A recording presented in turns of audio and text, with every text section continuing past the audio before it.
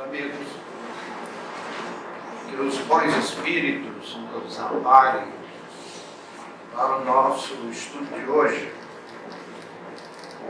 Gostaríamos de,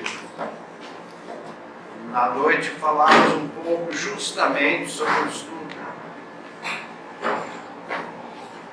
É muito comum nós ficarmos embevecidos, tocados com a sabedoria desses mentores que nos cercam no dia a dia, no nosso trabalho espírita.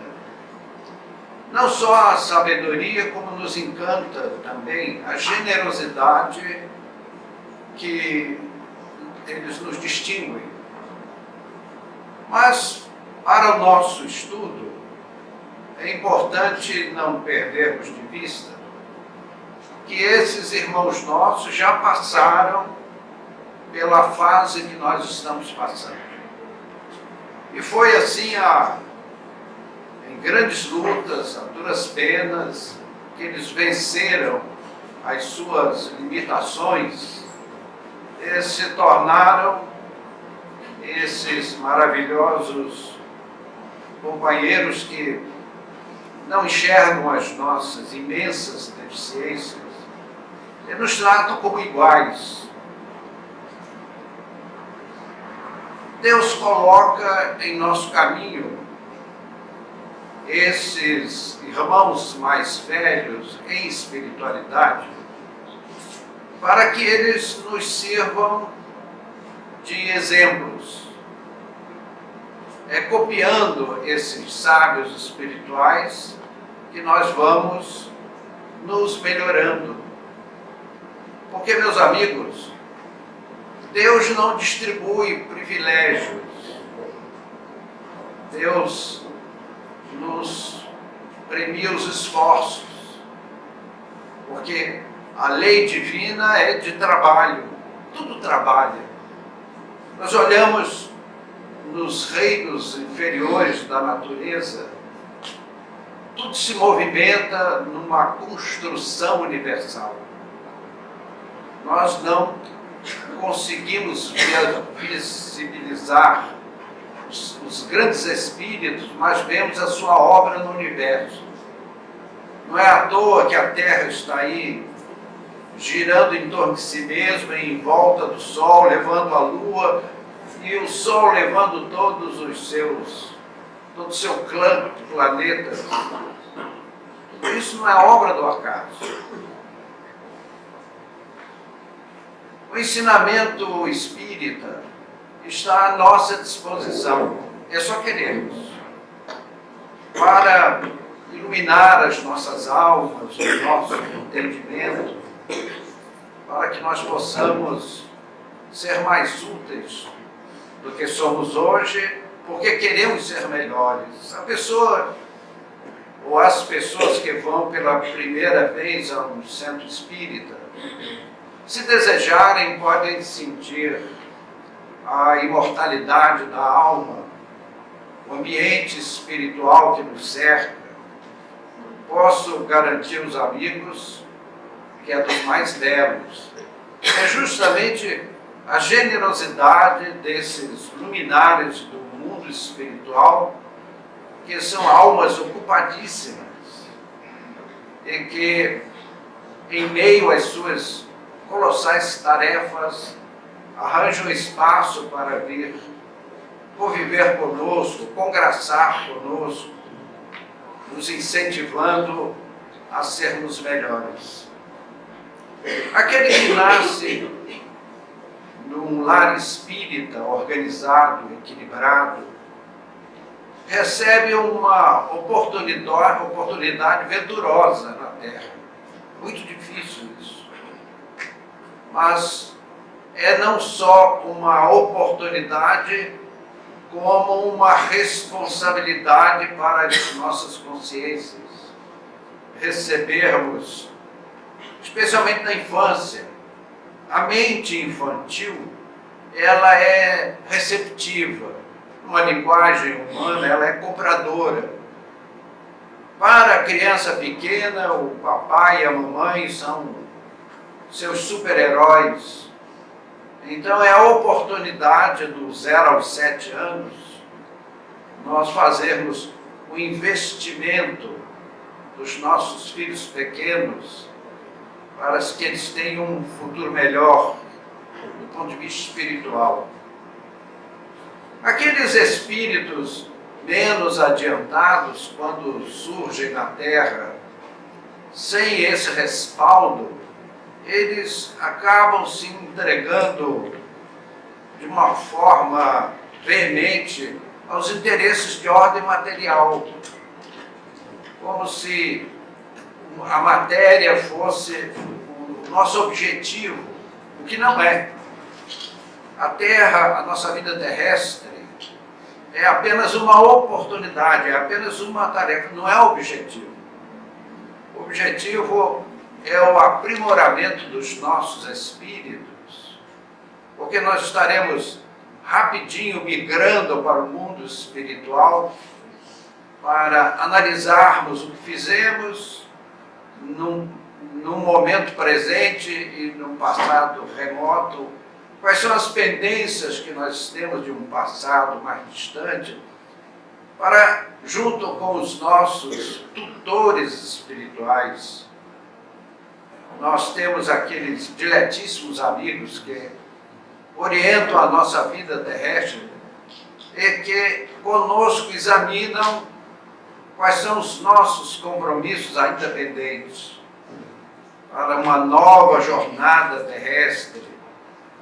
Então, meus amigos, nascer num berço iluminado pela espiritualidade, ou naquele anonimato de lutas, temos visto espíritos que não nasceram num berço esclarecido, mas pelos seus valores íntimos, dedicaram-se ao mundo de uma forma extraordinária. A gente cita sempre o Chico Xavier como um exemplo. O Chico nasceu numa família católica, não teve qualquer orientação espírita durante a infância, a não ser aquelas presenças que ele vislumbrava como médium e que o orientavam. Foi mais tarde que surgiu o Emmanuel e que passou a dirigir os trabalhos mediúnicos do Chico Xavier. E fez um trabalho majestoso. Nós sempre tiramos o chapéu para o trabalho do Chico. Ainda ontem à noite eu estava vendo um livrinho que ele me deu de presente, com um bilhetinho escrito, desejando que eu lesse, estudasse aquele livro e tirasse dele os bons proveitos. Ficamos assim muito agradecidos ao insigne médium mineiro pelo tanto que nos deu. Mas nascermos ou não num berço espiritualmente esclarecido é só uma questão de maior ou menor facilidade para a nossa vitória na reencarnação. Meus amigos, ninguém vem a esse mundo sem um planejamento. Ninguém se iluda com isso. Nós não estamos na Terra entregues ao léu da sorte. Assim como a grama que cresce no mato, só parece que é assim. Todos nós trazemos um planejamento. No mundo espiritual há uma expressão que não é... Algumas expressões que nós aqui usamos são usadas no mundo espiritual, não na Terra. Os homens não conhecem essas expressões. E lá nas colônias eles têm uma expressão chamada completista. É um caso assim raríssimo. A colônia faz uma festa. Quando volta um irmão completista, que é o completista? É aquele que trouxe uma programação e cumpriu toda a programação ali com perfeição. É muito difícil. Porque, meus amigos, faz pouco tempo que nós nos interessamos pelo Evangelho, nos interessamos pelo Cristo, pela nossa melhora espiritual. Mas há um passado colossal, por que não dizer milhões de anos, que fala mais alto, pesa muito. Então nós queremos acertar, fazer o bem, construir, mas aqui e ali falhamos. E ninguém precisa, a gente nota isso, pessoas que sofrem com isso. Ah, eu cometi um erro na minha, meu amigo, só Jesus não errou. Todos os demais cometeram erros, todos nós. Então não nos preocupemos com os nossos erros grandes ou pequenos, porque nós temos a eternidade pela frente. Qualquer número comparado com o infinito é igual a zero. E o banco divino não está pobre para nos conceder novos empréstimos na forma de experiências humanas na Terra. Então, cada vez que nós vimos a Terra, trazemos uma missão, trazemos uma programação e, acima de tudo, uma bagagem pretérita que temos que ajustar. E Deus é aquele amigo invisível que nos inspira, que nos ampara em todos os momentos. Então, meus amigos, quando nós conhecemos a doutrina espírita, ela nos traz assim um mundo novo, abre-se. É como as cortinas de um teatro, abre-se aquele espetáculo. Nós passamos a ter uma visão enorme da vida. Mas, e esse é o nosso assunto de hoje, que nós chamaríamos de aprendizado espírita. Não só os aprendizes, os novatos, como alguns companheiros já veteranos e que ainda não se compenetraram de que o estudo da ciência espírita, da religião espírita, da filosofia espírita, ele obedece a uma metodologia. Se nós não observarmos esses métodos, o nosso conhecimento fica deficitário. Todos nós, aqui presentes, dos dois mundos espirituais, gostamos imensamente dos romances espíritas. Ainda há pouco estávamos falando sobre isso, com uma pessoa amiga aqui da casa. É uma delícia você pegar um dos romances da dona Ivone do Amaral Pereira, ou da Zilda Gama. A Zilda Gama escrevia a sua pena conduzida por Victor Hugo, porque Zilda Gama foi filha de Victor Hugo na encarnação passada. Então eles tinham ligações muito estreitas. Então os livros da professora Zilda Gama são belíssimos, mas são livros cultos, numa linguagem refinada, de um dos maiores escritores que esse mundo conheceu, que foi Victor Hugo.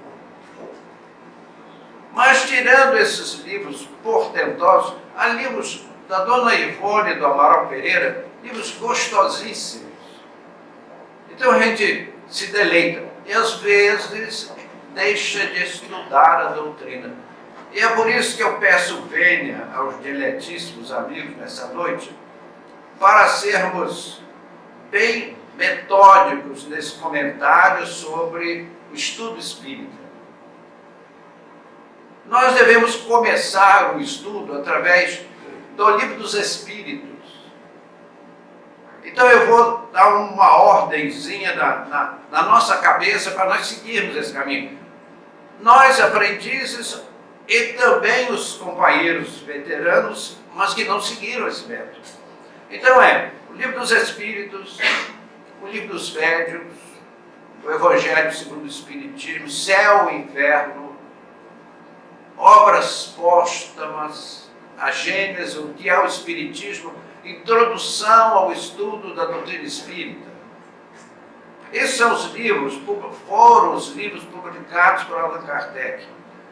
E não é coerente, não é razoável a um espírita, especialmente o espírita veterano, não ter lido esses 8 livros.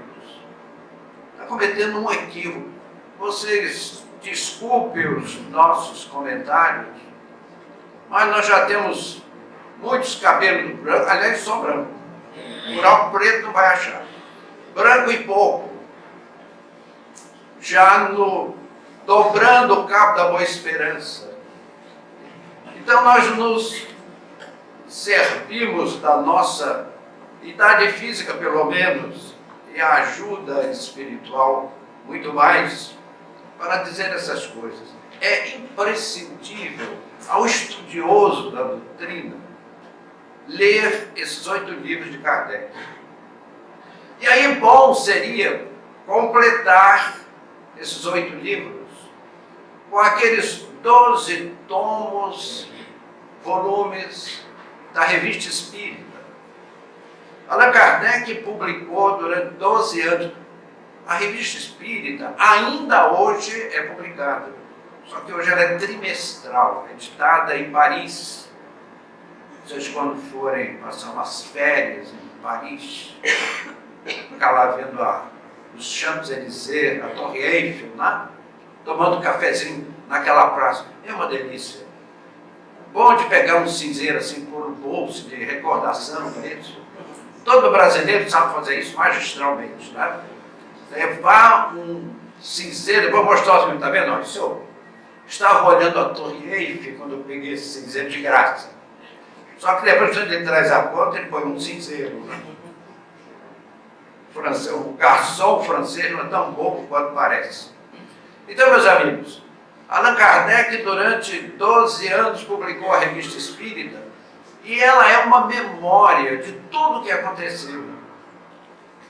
O estudioso da doutrina fica consciente, fica esclarecido que aquela filosofia não foi uma pessoa muito inteligente, boa redatora, que escreveu aquilo. Ali está todo o histórico. Só fazendo uma ilustraçãozinha. Allan Kardec tinha uma opinião sobre um assunto. Ele aí publicava na revista e mandava para o mundo inteiro. Médiuns que não se conheciam, que viviam em países totalmente diferentes, em continentes opostos, mandavam páginas psicografadas sobre aquele tema. E a consonância, a concordância da manifestação daqueles espíritos, Allan Kardec considerava que aquele conceito estava certo. Então, tudo que aparece nas obras de Kardec, aquilo foi submetido à apreciação dos médios, especialmente os psicógrafos de todos os continentes do mundo. Então é muito interessante esse estudo. Aí alguém vai dizer assim, peraí, 12 volumes da Revista Espírita, cada volume é um ano. Começa em 1858. É que está tão lá atrás que a gente se atrapalha. 1858 saiu o primeiro volume com 12 revistas e foi por aí até completar 12 edições, 12 volumes, 12 anos.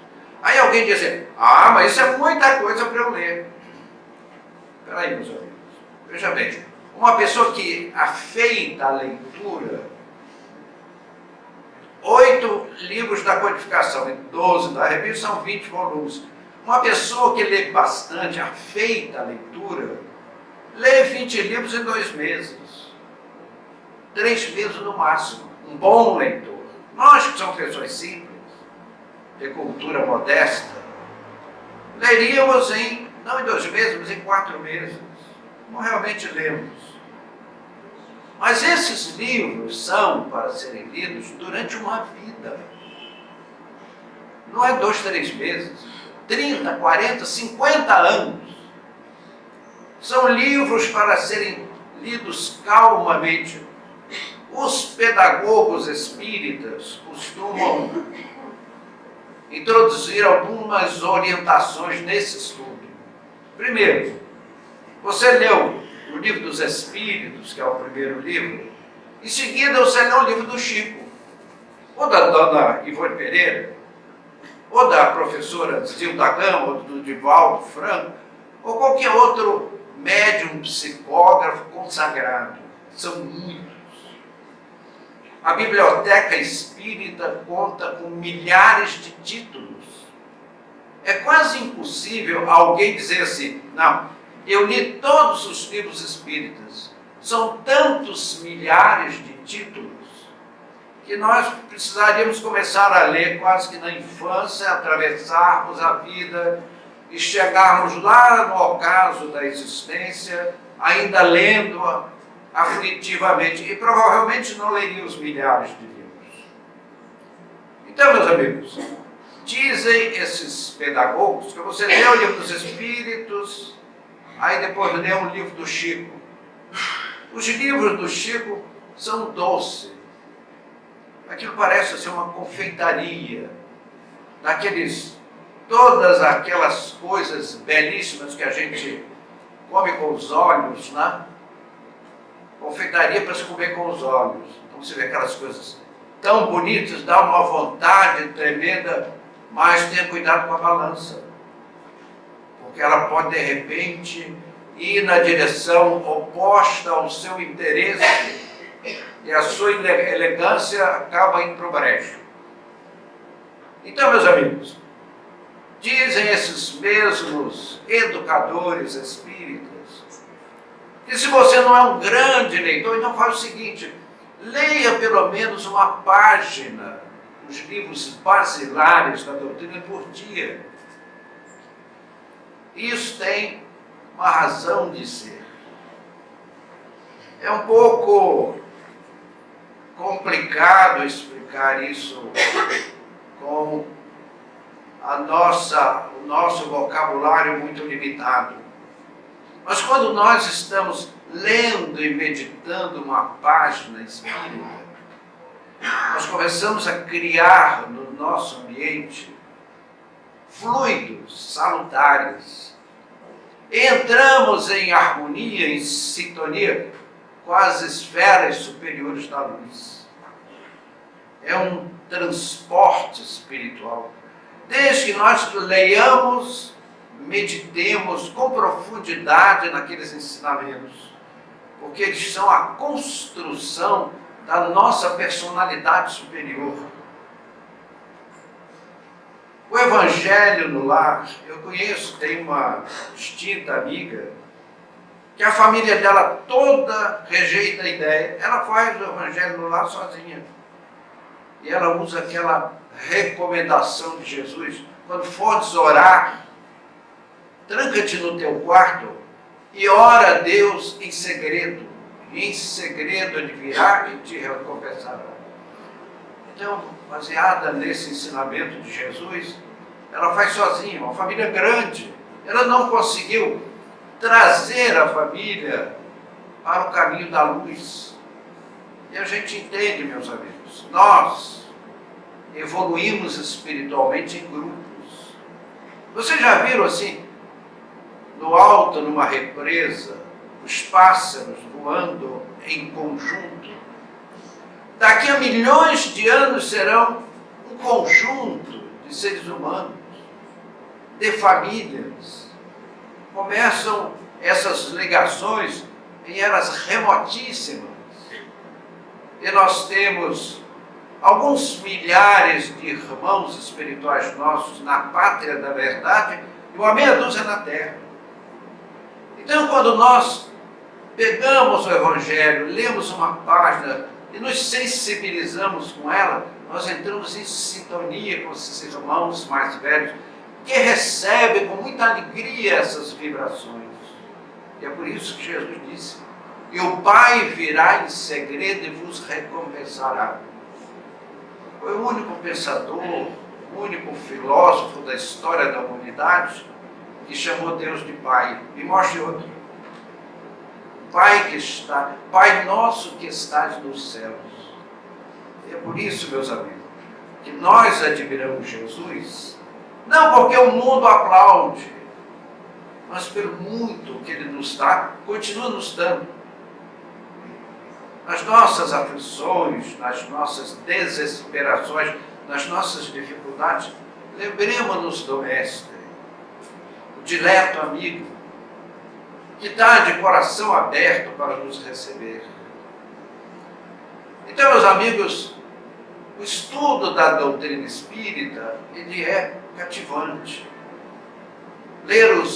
Quando alguém tem dúvida, é porque não leu o suficiente.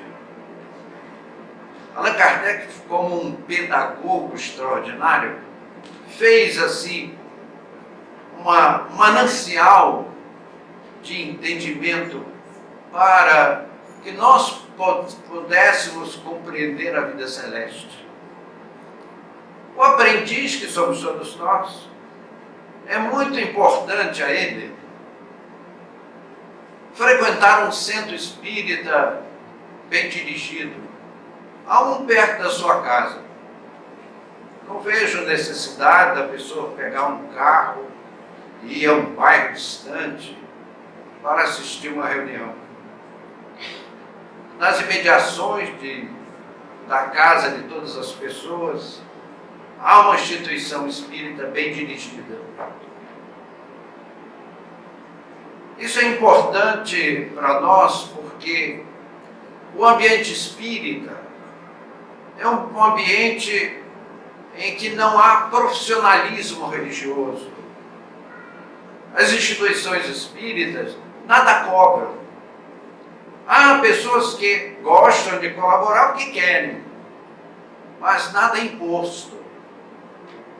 Então nós passamos a conviver com irmãos nossos idealistas, que nos recebem como irmãos, cheios de amor no coração, de luzes espirituais, de esclarecimento. E nada melhor, que privilégio, convivermos com amigos desse jaez, desse tipo, nesse mundo que a gente olha lá fora, fica assustado. Ligue a sua televisão num telejornal, depois diga que você não tem razão. O presidente Bush usou uma expressão: este é um mundo perigoso. E é mesmo. O indivíduo chega num lugar, estoura bombas, tiro de metralhadora para matar pessoas por uma opinião política, religiosa, e aqueles que matam para roubar. O sujeito matou um menino, um adolescente, porque ele não quis dar o tênis. Será que um tênis troca uma vida humana por um tênis?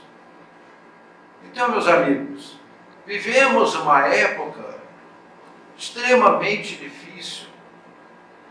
Então, buscar um ambiente generoso como centro espírita. Todo centro espírita tem seus defeitos, porque são feitos pelos homens, pelas pessoas humanas. E nós, seres humanos, somos falíveis, mas temos vontade de acertar. Nós estamos aqui por ideal. Nós, companheiros participantes do trabalho, como esses irmãos espirituais que nos cercam todas as noites de trabalho. É um amor idealista por uma causa superior. Meus amigos, nós somos aqueles, como diz o Evangelho, os trabalhadores de última hora. A melhoria, a construção da sociedade humana a nível mundial é obra do Cristo.